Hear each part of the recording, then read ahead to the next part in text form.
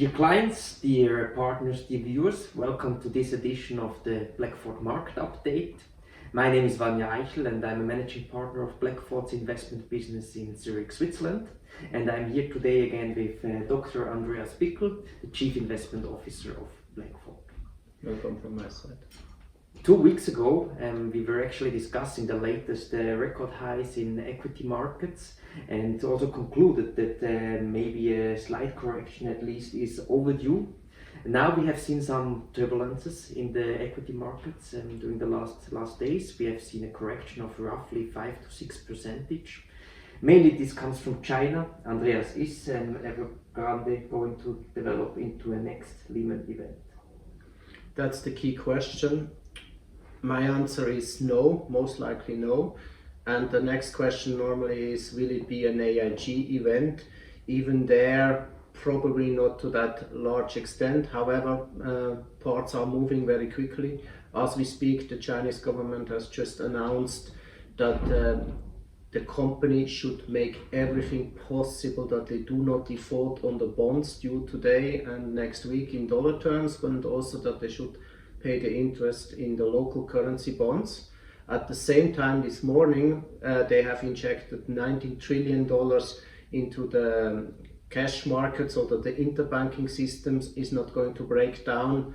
So everything is set up that it won't develop to a Lehman or an AIG event. However, as bondholder of Evergrande, you probably have lost 75% roughly of your investment, and as equity holder probably all.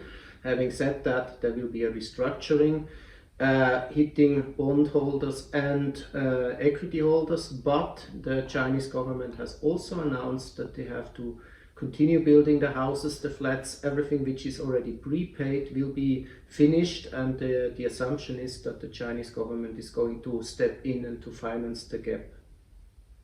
So probably not the next crisis that is just in front of the door, if we listen to these elaborations.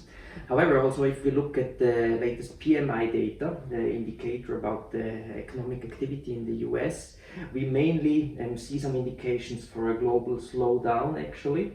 And if we look at the latest Fed.spot, then we actually see that the first rate hike would be expected in 2022. Now, what would you say? I mean, is the Fed and also the ECB, are they falling behind the curve? With everything we know right now, I would say yes, most likely, because we see globally a slowdown. This Evergrande will spill over to the Chinese growth, but China has, as you know, a lot of interaction globally, so therefore we will see a significantly slowdown.